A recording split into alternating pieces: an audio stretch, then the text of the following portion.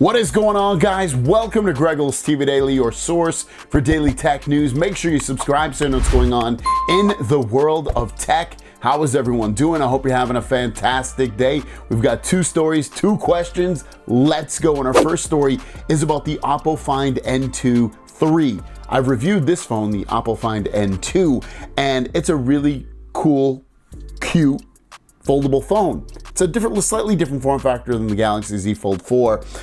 It's like smaller, but fatter at the same time. So it's kind of an interesting device. What about the N3, the successor to this phone? The OPPO Find N2 has a main display that is 7.1 inches, but on the N3, they're going to go all the way up to 8 inches. So they're basically making this a huge phone, which actually I'm more excited about. 120 hertz display, the resolution will be 2268 by 2440 on that main display. So a true 2K plus device resolution. 50 megapixel IMX890 main sensor, 48 megapixel ultra wide, a periscope camera. It will have a Snapdragon 8 Gen 2 processor, 4805 milliamp battery. It's going to be ultra thin as well. This is going to be sounds like a killer device. I really want Samsung to go up to that 8 inches. That's one of the things I loved about the Vivo X Fold is like that phone has a huge inside display and it was very consumable. When you closed it, it felt like really like a regular closed phone. I like this implementation of the N2 better than the Z Fold 4's skinny long display, but Vivo X Fold had like the perfect size. It was like, man, it was tall. It was great. It felt like a regular phone, and then it felt like a huge tablet when you opened it up. And it looks like OPPO Find N3 is doing the same exact thing. Yesterday, we spoke about the big camera update coming to the Galaxy S23 series of phone, and we didn't have a lot of details, and it looks like the details have been broken out. I told you we'd probably hear about it, yesterday or today. So I'm telling you guys today, and it's a lot of stuff. So let's just dive into it. These tweets come from Anthony the Galax, and he's gathered all this information in a nice, neat format for us. So S23 series March update, that big update we're talking about, adds features to improve gallery usability. So the gallery app.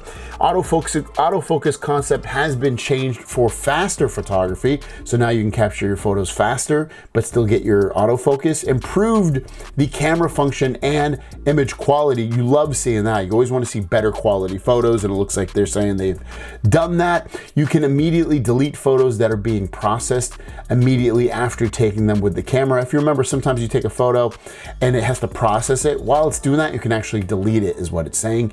Improved sharpness, flicker, and added notice when shooting ultra wide in low light indoors after setting camera video mode to super steady on.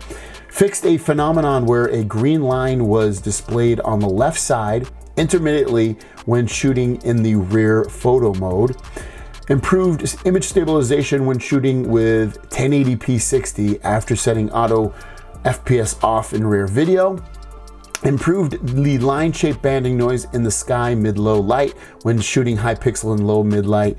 Optimized overall sharpness for high pixel shooting and improved intermittent blurring through OIS stabilization.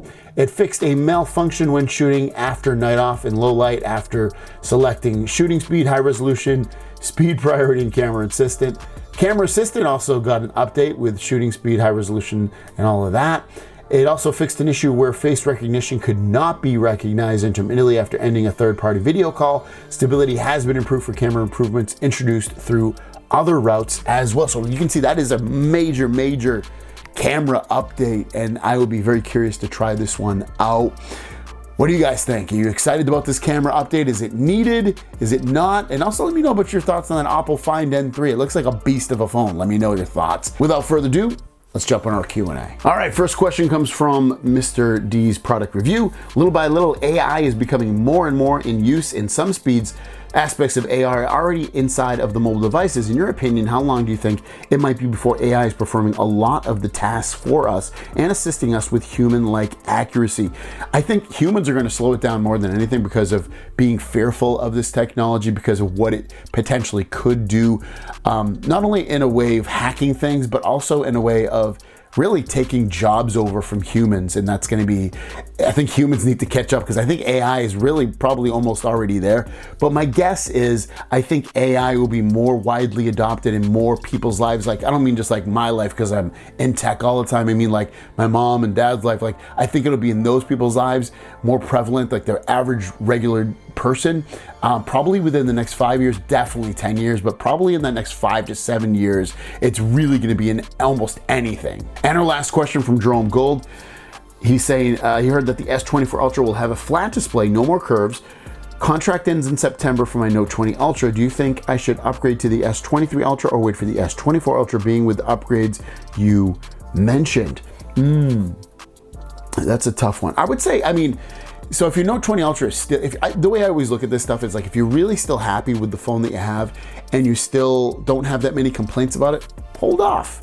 Otherwise, an upgrade I think would feel pretty nice. There's some nice things in there, the 100x zoom, the faster phone overall. It's, it's a more powerful phone, much powerful than the Note 20 Ultra, especially if you love, AAA gaming on there. Battery life is really good. But I mean, again, if you're really happy with that Note 20 Ultra, I would wait off. Thanks for watching, guys. If you have a question, leave it in the comments down below with the hashtag question, and we'll see you down the road. Peace.